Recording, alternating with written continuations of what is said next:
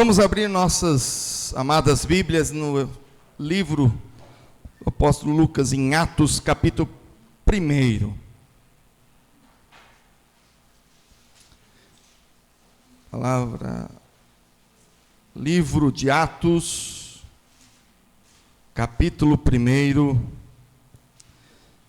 Enquanto os irmãos abrem suas Bíblias, lembrar do que nós já falamos, né? Tivemos um hiato aí de domingo passado, por causa da viagem do pastor, e então, os outros 2 domingos nós falamos sobre a missão em toda a Bíblia, a começar pelo Velho Testamento, desde a criação. Após a queda do homem, Deus está buscando restaurar esse homem, e Ele tem usado pessoas para isso. Ele não faz isso sozinho. Ele precisa de nós, homens. Por isso Ele levantou alguns. Lá no passado foi Abraão, Jacó, José, e assim nós vemos, Moisés, os profetas, período dos juízes, sempre tinha alguém para trazer esse povo de volta a Deus. E a missão que Deus cumpriu naquele período foi sempre fazer retornar a Deus. Muito parecido com o período da reforma, né? Reformar, retornar à palavra. Mas no período bíblico, depois nós, no segundo domingo, retrasado, nós falamos da missão de Deus em restaurar esse homem através do evangelho, dos evangelhos, Mateus, Marcos, Lucas e João, principalmente pela figura de Cristo, óbvio, porque toda a missão de Deus no Velho Testamento foi dar uma flecha até o Calvário em Cristo, um espelho que refletisse a Cristo. Essa foi a promessa do Pai, de chegar até Cristo, e fez. Ele cumpriu a sua palavra, a sua promessa, de trazer a restauração. O homem pecou, caiu, mas eu amo esses queridos, esse povo é meu, e Deus falou: eu vou restaurá-lo através do meu filho, e fez, e cumpriu, e está lá a história, a palavra relatada, para nós lermos, amarmos, nos arrependermos e confessar os nossos pecados, entregar nossa vida a Jesus, e essa palavra não só lida para nós, mas também levada a outros. O ápice da missão de Deus é a pessoa do seu Filho Jesus Cristo, porque agora não é olhar para frente como fez Moisés, os profetas, Isaías. Agora nós olhamos meio que estrábico, um olho na história para Cristo, a história bíblica passada, e o outro olho estrábico olhando para o Jesus voltará. Olha que coisa boa. A gente prega o que Jesus fez no tempo passado, prega hoje, no tempo de hoje, porque que só prega os vivos de hoje, né? Os mortos não pregam mais, né? E os que não nasceram ainda também não dá para pregar, só o do tempo de hoje. Então, no tempo de hoje, trabalhando com o passado, presente e futuro, nós olhamos para trás do passado, o que Cristo fez, a vida de Cristo vem ativa nas nossas vidas e na vida do arrependido hoje, e garante salvação por toda a eternidade. Que coisa linda, essa é a obra de salvação, restauração, a missão de Deus no mundo. Sempre essa frase, missão de Deus, às vezes você encontra algum livro, algum artigo, escrito lá, o Missio Dei, a missão de Deus. A missão não é minha, do pastor, do conselho, Eduardo Carlos Pereira, Simonton, Lutero, Calvino, nenhum desses são donos da missão, mas são instrumentos da missão de Deus, da Missio Dei. Somos chamados a compor esse batalhão, essa infantaria de Deus, né? Na escola dominical, classe de jovem, tem usado figuras de linguagem, né? A primeira foi sobre a figura de linguagem militar, então estou aqui fresquinho na minha cabeça. Nós somos a infantaria de Deus, vamos à frente dessa batalha, levantando e levando o estandarte do Senhor. Amém? É essa a missão. E agora nós vamos entrar em Atos, porque os evangelhos termina com a obra de Cristo, morte e ressurreição e a subida aos céus. Só que Atos tem uma peculiaridade, algo bem interessante. Ele começa com Cristo ainda com os apóstolos. Muita gente olha para Atos e vê assim: Atos, Cristo passou nos evangelhos, agora é o texto dos apóstolos. Não, o capítulo 1, Jesus está aqui, né? Escrito por Lucas, o apóstolo Lucas, que conheceu as histórias. E detalhe, aqui um detalhe histórico da Bíblia. O evangelho de Atos, olha que furo que eu ia dando. O livro de Atos, ele é composto com o evangelho de Lucas, como se fosse o livro parte A e parte B, como se fosse uma enciclopédia de 2 volumes, escrito pelo mesmo autor, escrito para o mesmo destinatário, Teófilo. E as pesquisas literárias, escriturísticas lá, sei lá, aquelas coisas, demonstram então que é totalmente o mesmo autor. É fácil de comprovar isso, a forma, a escrita, a erudição, por ser também Lucas um médico, e o conhecimento. E tanto Atos como Lucas, ele descreve como uma coletânea que ele pincelou de vários outros livros. Lucas pinçou em Marcos. Ouviu Cristo, ele foi presente, né? Testemunha ocular dos fatos. Muitas coisas ele viu, muitas coisas que ele não viu, ele ouviu, mas o seu grupo, os seus discípulos, discípulos dos discípulos, discípulos de João, discípulos de Paulo, discípulos de Marcos, discípulos de Lucas, os seus discípulos também lhe trouxeram histórias para ele compor toda essa enciclopédia de 2 volumes, Evangelho de Lucas e Atos dos Apóstolos. Muito bem, voltemos ao nosso texto, ou nem vamos, né, porque ainda não estávamos lá. Atos capítulo 1, verso de número 6.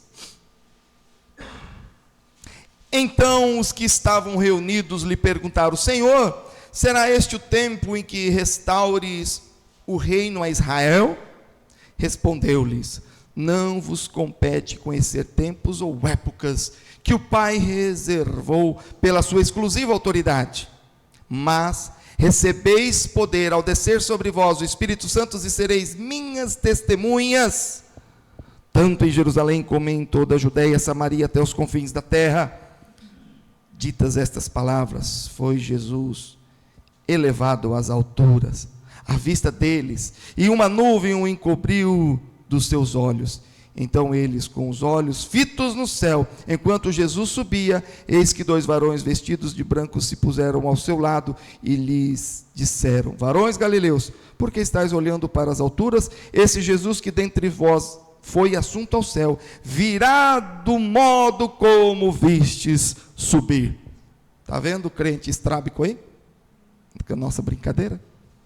Então Jesus veio, mas ele promete a volta. Então nós temos que ter um olho aqui no presente, na evangelização, e um olho na volta de Cristo. Jesus voltará. Amém. Glória a Deus pelos améns. Irmãos, restaurando o fervor missionário. Eu creio que eu tenha dito lá na primeira palavra, quando nós falamos ainda do Velho Testamento, de Gênesis e o Pentateuco, de que na minha curta história de vida, poucos 44 anos, eu experimentei um avivamento na década final de 80 e período de 90, um avivamento de toda espécie do agir de Deus na vida da igreja.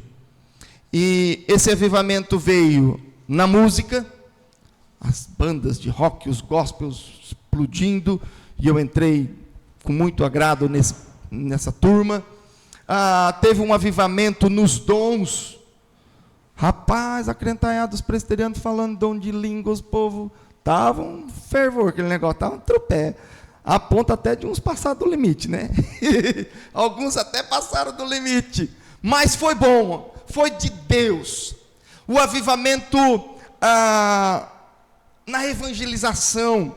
Eu lembro que sou filho do meio, meu irmão mais velho, Ricardo, do banco, Haroldo conheceu bem, mais velho que eu, fez um curso em Minas Gerais sobre evangelização, evangelismo explosivo, que era evangelismo pessoal, tete a tete. E esses livros do meu irmão, que eu não fiz o curso, mas tem esses livros que eu já folhei eles lá em casa. Evangelização, como esse povo falava de missão, evangelização.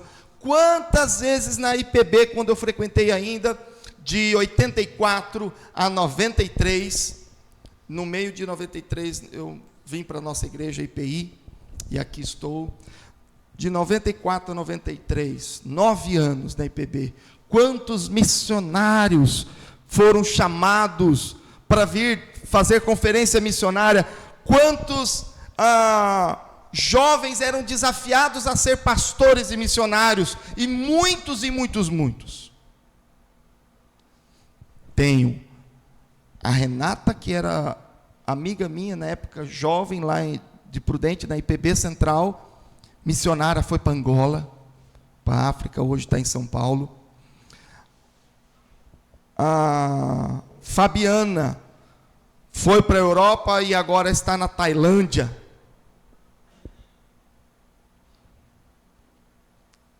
Na IPI saiu a Maria, que pegou ainda um período nosso do meu seminário.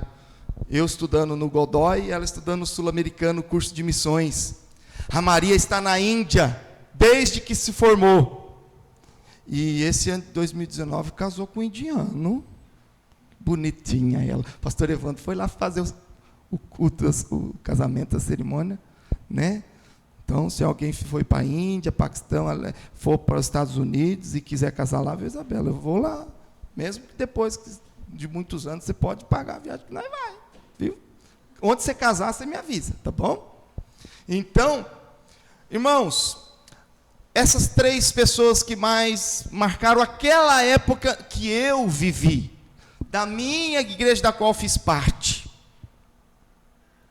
Eu fui para o seminário no ano de 2002. Ou seja, o meu chamado, que Deus falou comigo, foi no ano de 2000. Já pegando o final desse período todo, da década de 90. Naquele período da minha turma no seminário, contando os 4 anos, o nosso presbitério de Presidente Prudente chegou a ter 11 seminaristas, no presbitério residentes em Londrina, 11, e de lá para cá só tem diminuído ano. O último do presbitério, após aquela turma, ainda foi o irmão Jackson, todos conhecem, de Prudente, de Dracena, e depois do Jackson teve poucos, agora veio o Wilson, também que está em Prudente. Está pregando em Dracena, estou sabendo que vem, né? Você falou para mim que está vindo, né? Então, irmãos, a coisa foi raleando, e os chamados ministeriais para pastores e especialmente para missões. Já comentei que alguns podem estar pensando, pastor, o método de evangelização tem mudado muito, tecnologia e tal.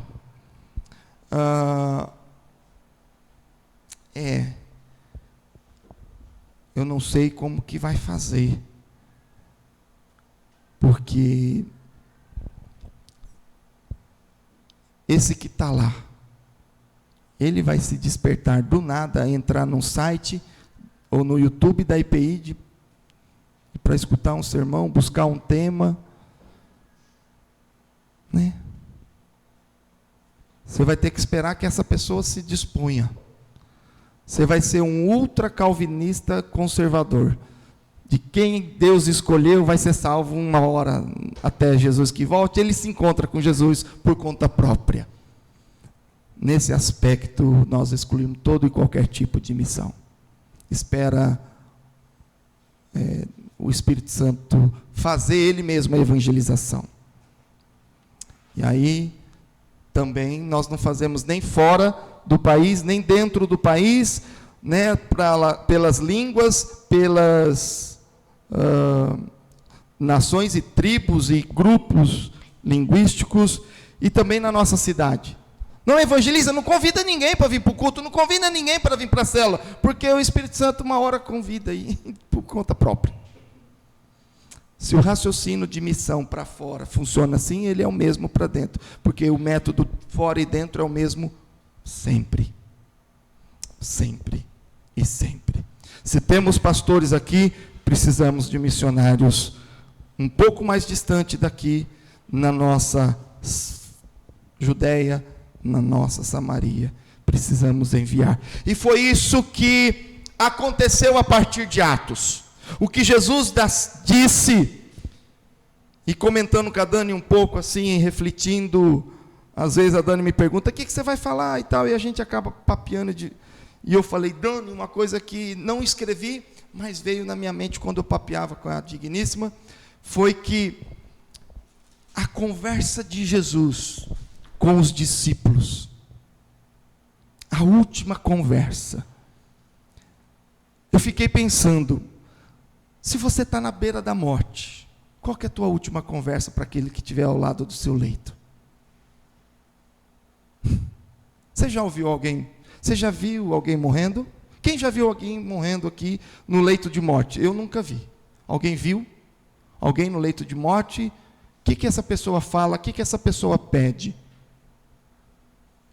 Aqui na Bíblia, nós temos Cristo em duas situações.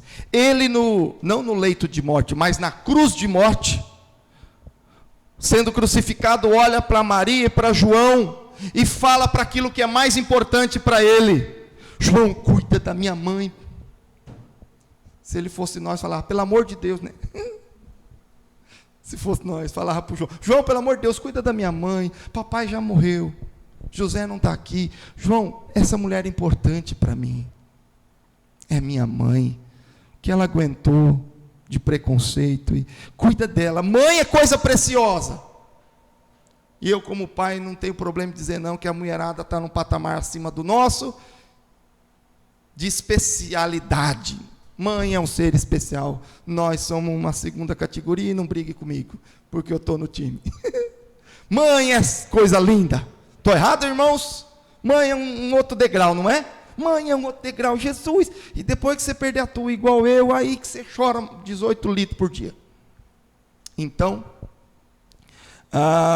Jesus cuidou do que tinha mais valor para ele, ali, naquele momento, em que ele estava vendo Maria e João.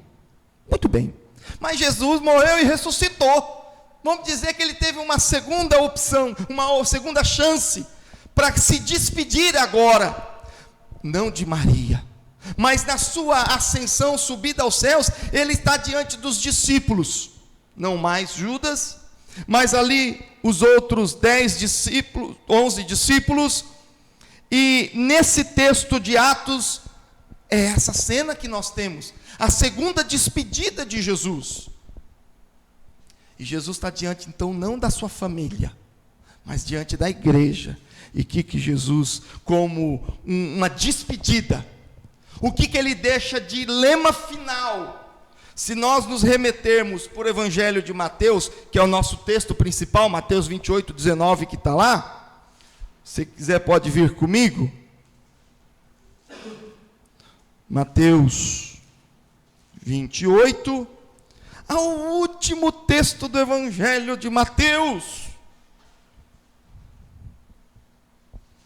as últimas palavras, verso 19, Ide, portanto, fazei discípulo de todas as nações, batizando-os em nome do Pai, do Filho e do Espírito Santo, ensinando-os a guardar todas as coisas que vos tenho ordenado, e eis que estou convosco todos os dias até a consumação do século. Estará em espírito uma palavra profética de envio do Espírito Santo, mas ele estava subindo aos céus aqui, já estava se despedindo. Então, irmãos, é o fim. As últimas palavras de Jesus, importantíssimas, mas agora, aqui no relato de Lucas, a ascensão de Jesus, as últimas palavras realmente, aquela lá de Mateus não foi literalmente as últimas, mas o fechamento do livro, as últimas palavras para o evangelista Mateus, para o evangelista Lucas, ele relatou então no livro de Atos, fechando o período de Cristo e começando o período da igreja, ele então mostra a transição. E nesse período de transição, Jesus transiciona o seu poder. Transiciona o seu poder para continuar a obra. Mas recebereis poder ao descer sobre vós o Espírito Santo, e sereis minhas testemunhas. Irmãos, no final, a coisa mais importante, na hora da despedida, Jesus fala: vão às nações, Judeia, Samaria e até os confins da terra, e fique tranquilo, porque eu vou enviar meu Espírito Santo com vocês. Não reclame, não murmure, não vai ser fácil, mas eu garanto, eu vou fortalecer. A gente acha tão difícil pregar o evangelho, né? Não é fácil mesmo não, é o que eu digo, né? Mas Deus dá o seu Espírito para quem se dispõe. Meus irmãos, eu sou franco em dizer, você não está vendo o Espírito de Deus atuar na tua vida, é porque está com a boca fechada. Começa a exercitar a oração de intercessão, começa a exercitar a evangelização, e você vai começar a ver os milagres, a manifestação de Deus, o povo se convertendo ao seu redor. Você parou a obra para a manifestação do Espírito. Você acha que Deus vai usar os preguiçosos? Não, vai usar quem está trabalhando. Ou vai lá, a mensagem só vai quando o carteiro entrega. Se o carteiro não for entregar, a mensagem não é entregue, e a bênção não acontece. Então, quem retém a mensagem da palavra de Deus, bem guardadinha, debaixo do sovaco, esperando as bênçãos cair de Deus, dos céus, ela cai, porque Deus é misericordioso, mas cai muito menos do que você gostaria de ver e ouvir e participar.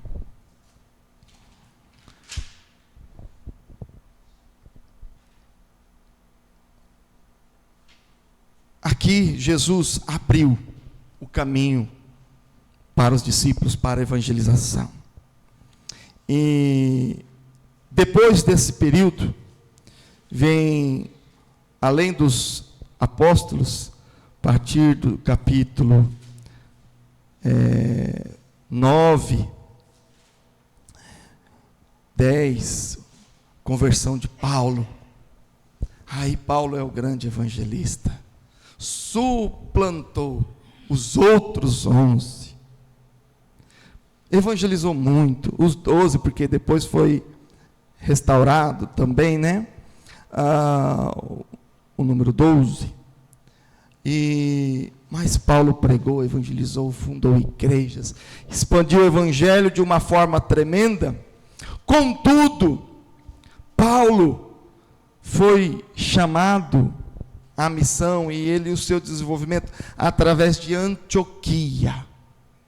Antioquia é uma cidade um pouquinho mais acima de Jerusalém, ou bem acima, já fora ali, passando a Judeia, Samaria, Antioquia. Conheceu, Oroto? Não? Antioquia. Antioquia já é considerada terra de gentio. Se eu errar aqui, acho que ali já é um pouco da Síria, a pontinha. Se eu estiver errado, perdão. Que agora fugiu o país acima. Aí, mas já está passando. Alguém pegar no mapinha aí, Antioquia. Aí, irmãos, já é a expansão. Paulo já é fruto da expansão missionária de Deus, através de sua igreja, que ele já passou a Judeia, já passou Samaria, e já está no começo dos confins da terra. É o começo. Samaria está no texto, né? Antioquia é o começo do fim. Dali para frente tudo é fim, e nós somos parte do fim, dos confins da terra. Aí ele vai subindo, Paulo sobe, Grécia, Filipenses, Efésios, aí vai querer jogar um pouquinho para Roma, onde infelizmente morre. Vai subindo o mapa. 3 viagens missionárias maravilhosas.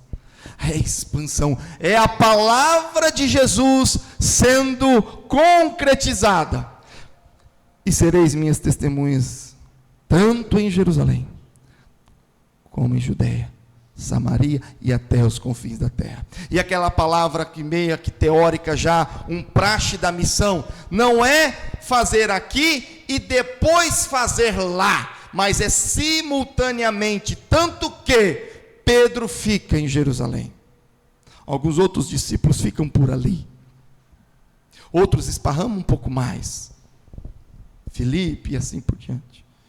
Porém, Paulo é o chamado aos confins.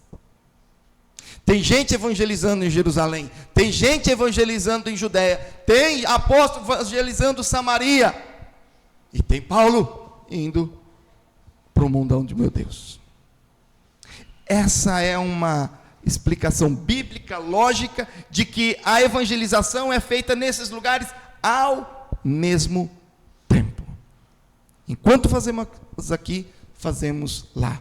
Semana retrasada eu falei que nós não podemos alimentar apenas os da primeira fila, porque tem outros de trás, também querendo ser e precisando ser saciados. Não vamos ficar alimentando e realimentando os da primeira fila, os de trás também. Então nós temos que alimentar os da primeira fila, os da segunda, terceira e assim por diante, todas as filas. Esta é a metodologia de Deus. Porém, meus irmãos, nem sempre foi assim. E a Bíblia é tão poderosa que num período curto ali, 60, 70, 80 anos, da igreja primitiva, biblicamente falando, algumas coisas erradas já aconteceram. E por que eu falei que eu gosto do avivamento da década de 90?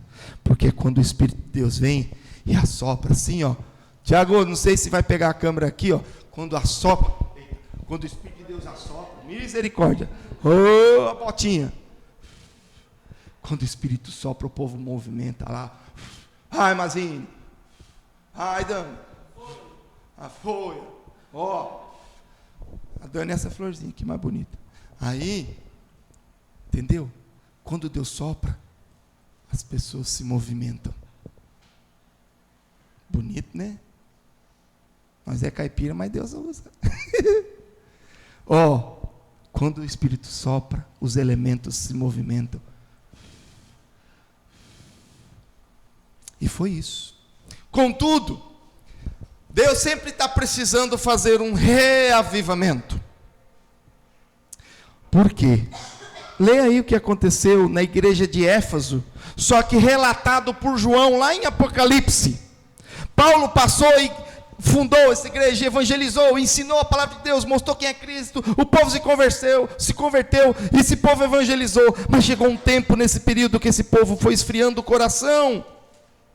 E o nosso tema é restaurando o fervor missionário, igual foi preciso em Éfeso, é preciso nos nossos dias, e eu oro a Deus para que isso aconteça, não só na minha vida, mas na nossa igreja, na nossa IPI do Brasil, e já está acontecendo, e por todas as igrejas do nosso Brasilzão, para que seja ainda mais um celeiro exportador de homens e mulheres. Apocalipse 2, verso 3 e 4. Apocalipse 2, de trás para frente, você acha, porque é o último livro, verso 3 e 4. E tens perseverado e suportaste provas por causa do meu amor, e não te deixaste esmorecer. Olha que igreja boa que era Éfeso. Uma igreja que passou por lutas e tribulações, mas não esmoreceu. Boa de fé, boa de doutrina. E eu olho para a igreja de Éfeso e falo assim: é nós. É nós, os presbiterianos, e eu me alegro pela nossa teologia bonita, por nós um povo fiel a Deus, nem todo mundo, porque tem uns pecadores no meio, os tribulados, porém, verso 4, tenho contra ti, que abandonaste o teu primeiro amor. Igreja boa, de doutrina, de fidelidade, de postura, de resistir às tribulações, os lutos, as dores, as perdas.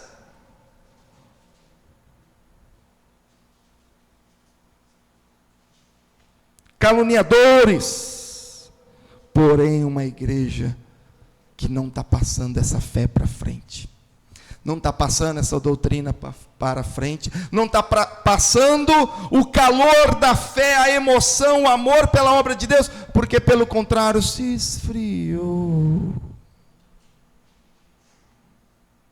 Eu fico me perguntando, como está a nossa evangelização pessoal?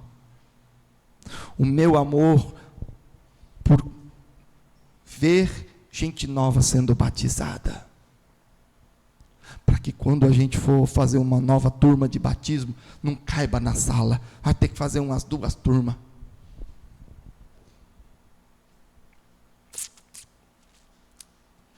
A nossa IPI de Rolândia tem mais de 2.000 membros. IPI em Rolândia, Norte Paraná, região de Londrina. Teve uma única vez que teve batismo. Uma única vez, não, acho que teve mais, mas uma que eu fiquei sabendo. Teve 200 novos batismos, membros sendo batizados numa única vez. Isso aconteceu num semestre. Acho que teve outro no outro semestre, e todo ano tem. 200 numa tacada. A nossa igreja não tem 100 membros. Lógico, uma proporção de 2.000, né? 10%, mas olha que coisa linda. Nós já fizemos essa proporção, sabia? Nós, como 60, nós recebemos 6 novos. 10% também. Nós estamos assim também tão ruim não. Mas nós precisamos olhar essas coisas e nos inspirar, trazer os aflitos de coração. Irmãos, e a gente tem que ter a sensibilidade da fé, de saber que não está tudo bem. Tem muita gente que não abre o coração, não fala. Talvez as riquezas mascaram. Talvez as riquezas mostram que está indo tudo bem.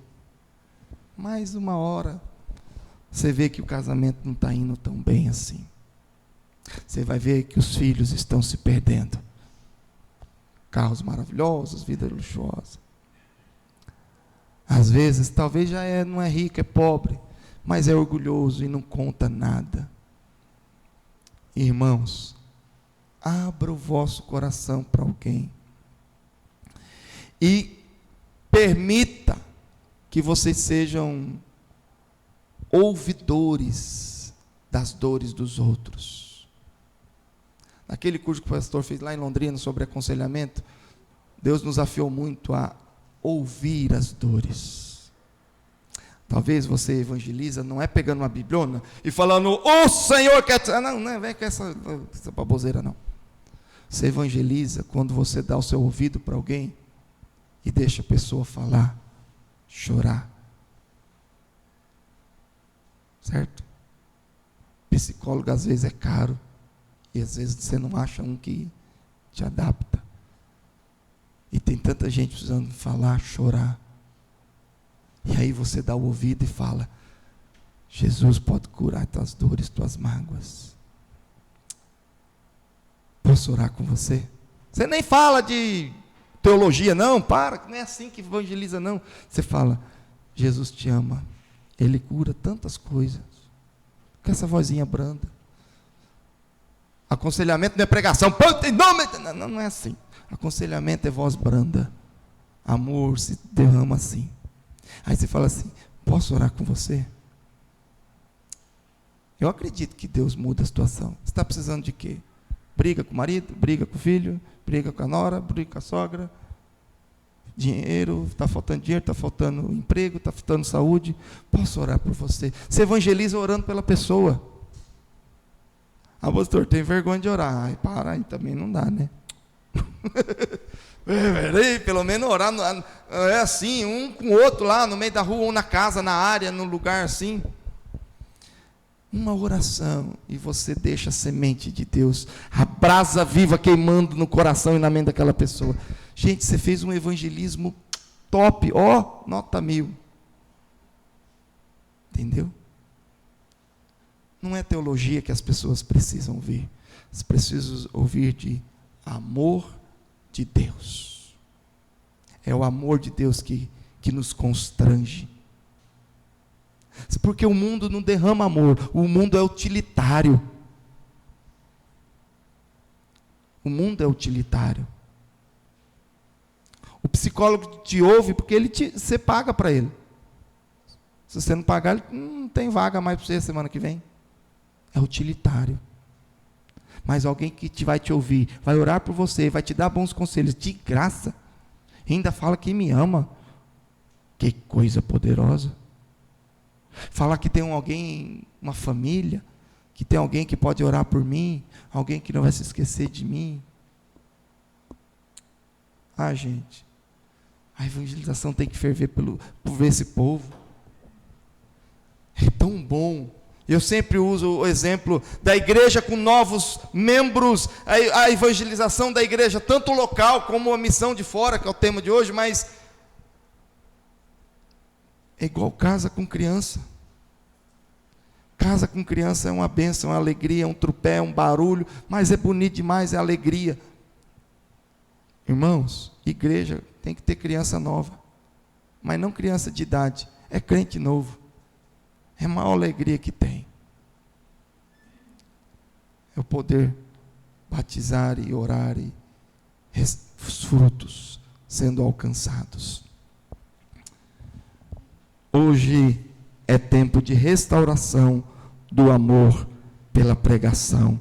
Por que eu falo dos avivamentos? E temos precisado de um outro urgente, porque a igreja está perdendo o amor pela evangelização, igual em Éfeso. A igreja está amando louvor, música, e tem que ser boa. A igreja está amando os seus próprios confortos. A igreja está amando ótimos pregadores que me ensinem, porque é bom ouvir, lógico que é bom, mas também eu não estou com nenhuma preocupado em estudar. Eu quero só aprender. É bom ter um bom professor como Haroldo da Carla na escola dominical, porque eu aprendo, não nem preciso estudar em casa. Acho que nós vamos precisar dar tarefa para esse povo. Se você vem na escola dominical, vamos precisar dar tarefa. Porque o pastor prega, o meu professor de escola dominical ensina. Para que eu vou estudar a Bíblia durante a semana? Está faltando amor, fervor das coisas de Deus. E a igreja é um lugar onde eu vou para consumir a fé. A igreja dos nossos dias tem sido um lugar de consumismo da fé, e não de exercer a minha fé para pregar e salvar a outros. A igreja é um balcão da fé hoje em dia. E os irmãos, já com o meu encerrando o 5º ano, já deu para me conhecer um pouco, que para mim, igreja é batalhão de exército, onde as pessoas são capacitadas a servir a Deus.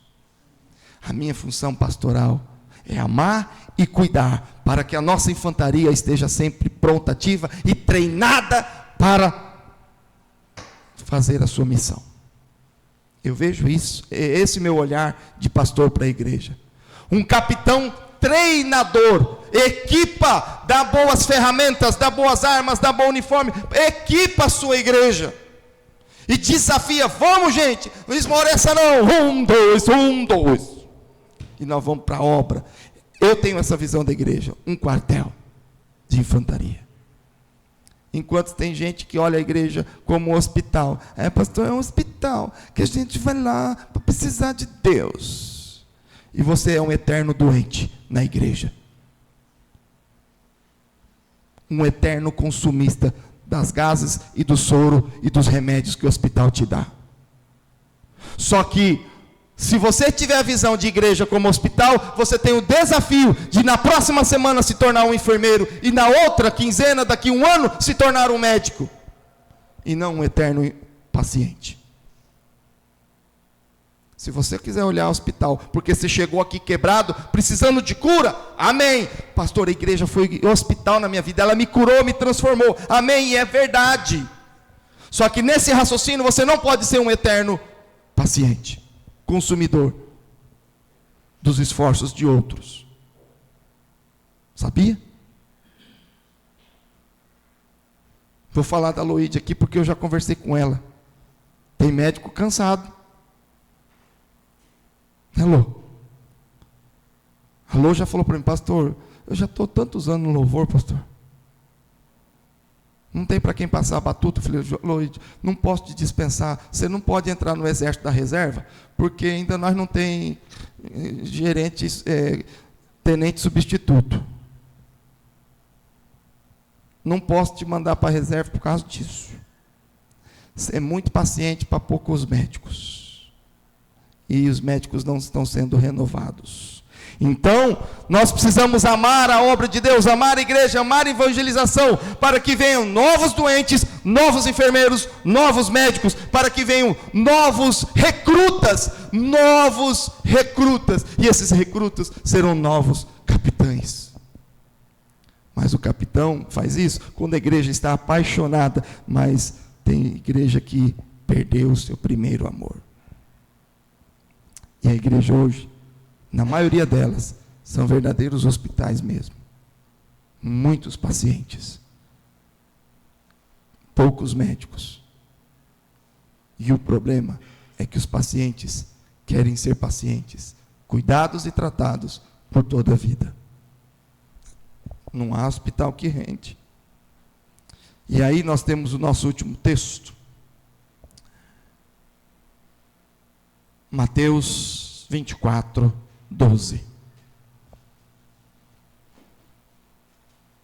Estou falando de Atos, da igreja avançando, mas esse texto de Mateus nos ajuda a ver a fase da igreja final. Essa igreja de hoje, não a igreja dos apóstolos. Evangelho de Mateus capítulo 24.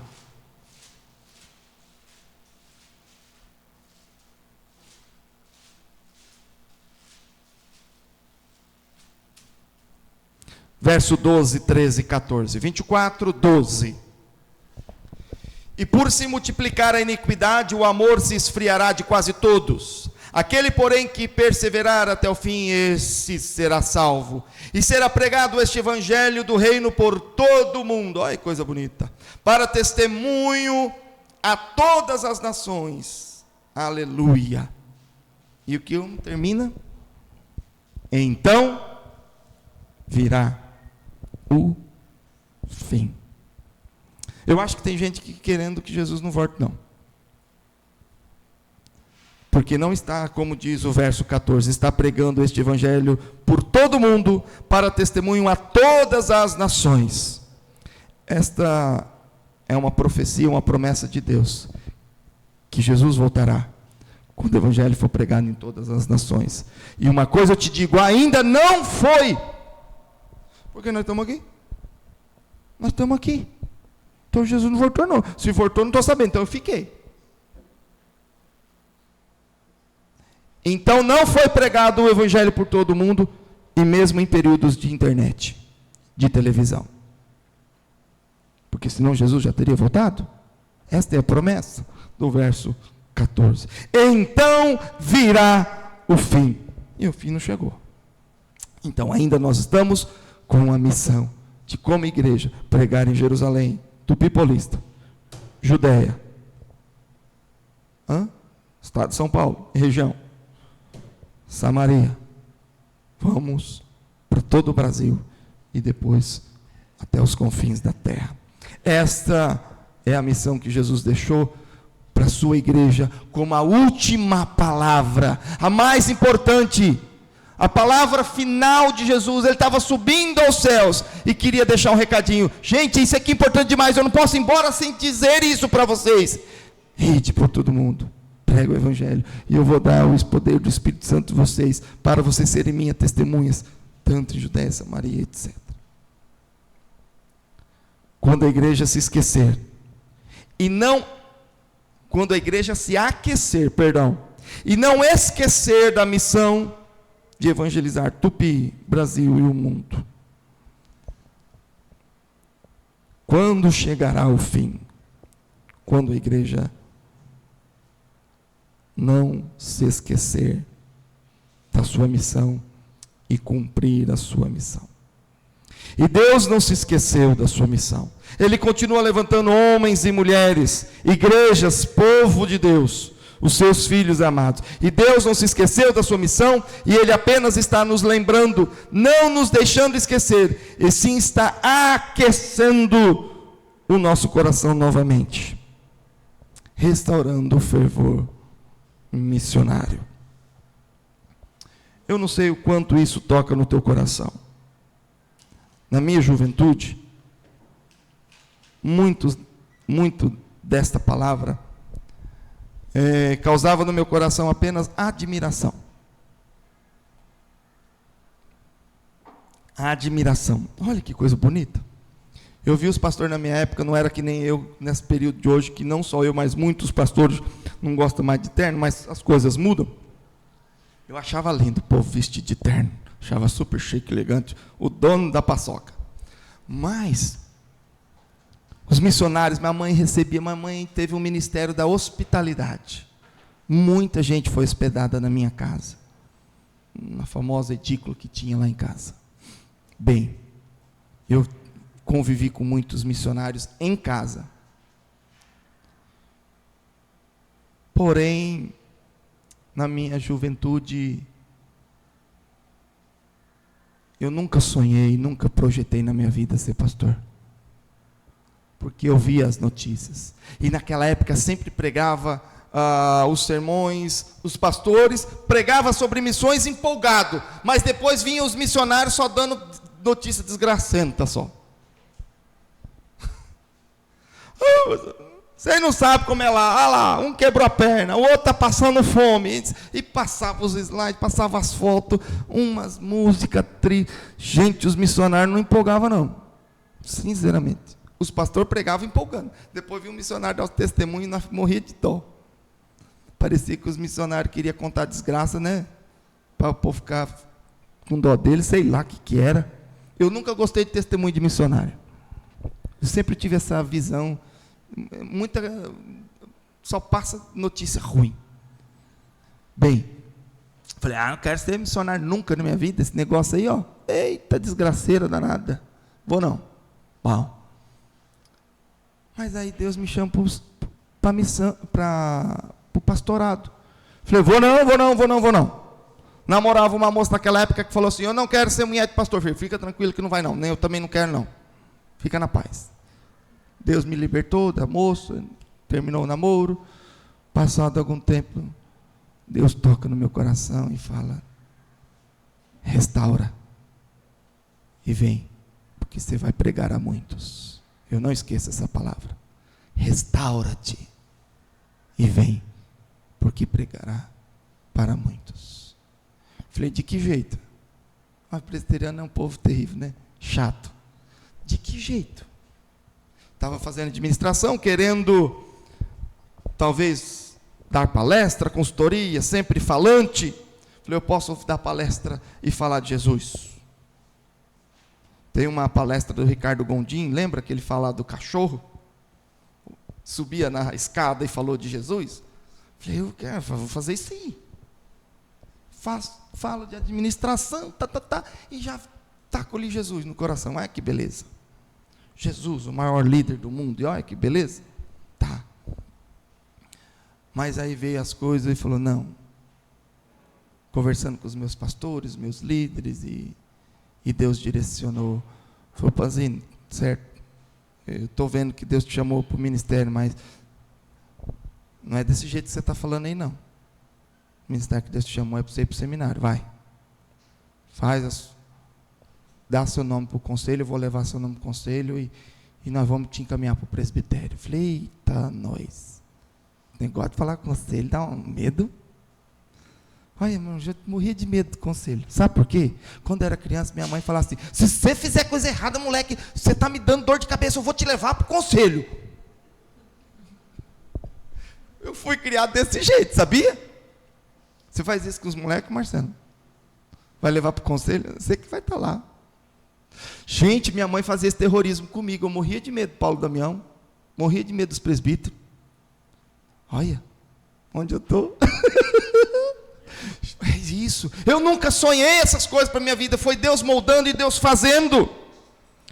E aí fui para o seminário e Deus foi colocando cada vez mais paixão, amor pelos estudos. Nunca, gente, eu confesso a minha ignorância, eu nunca fui um aluno de bons estudos, na nota do mínimo para passar.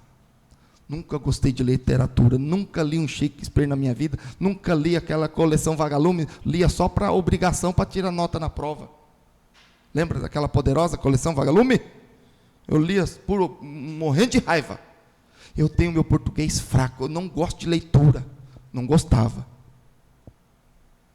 Reprovei minha 6ª série de tanto basquete que eu joguei. Não fui dos melhores alunos, não. Ai, Jesus vai me chama para o pastorado para estudar o resto da vida. Ai, que Deus perseguidor. Eu não sonhei com essas coisas, não. Deus que vai chamando, porque a missio Dei. A missão não é minha, a missão é de Deus. Ele quem chama quem Ele quer e capacita quem Ele quer. Fiz sonho de carreira, outra, não essa. Então, irmãos, eu estou pregando hoje, eu não sei, o coração da Isabelinha já falou tanto de missão comigo, Caio está chegando aí, eu estou falando hoje para Deus ferver no coração de vocês e deixar na mente, Tiagão, conversamos tanto de teologia, o Gui, conversamos um pouco sobre teologia, mas na escola dominical, mas menino de um coração bom da conta, temos essa juventude aí, ó, Marcelo, você não sabe quantos seminaristas já de mais idade, 30, 40 anos, vai para o seminário, viu? Fica você na tua aí. Né? Tem um pastor Edson, a gente chama de chamado tardio, não é chamado na época de juventude, de 20 anos. Rogério, chamado tardio, né? Bênção também, do mesmo jeito. Então fica na tua, Marcelão. Gente, a gente não sabe o que Deus faz, a gente não se prepara para isso. Nós não nos preparamos para a obra. A gente se prepara só depois que Deus chama. Só depois que Deus chama. A gente não existe pré-seminarista, não existe pré-pastor. Depois que Ele chama, aí que a gente vai correr atrás da capacitação. Então eu estou falando para vocês hoje, pastor, Deus não me chamou não, amém, fica tranquilo, só guarda na cachola aí. Guarda na cachola, guarda no coração, tudo isso que eu estou falando. Ah, pastor, mas eu já terminei minha profissão, eu já me aposentei. Ótimo, você é um excelente alvo de Deus. Ah, pastor, mas não dá tempo mais para ir para o seminário, não dá mais tempo para ir fazer missão fora do Brasil. Não necessariamente. Meu pai, depois que se aposentou, deixou a diretoria de escola, evangeliza agora mais do que eu 18 vezes. Não sai para a rua sem folheto. Meu pai me ensinou que tem que evangelizar, ele brincava, né? Você acha que o Lelé nasceu o quê? Nasceu já em casa, casa doideira do meu pai. Quantas vezes meu pai entregou folheto para manequim de loja?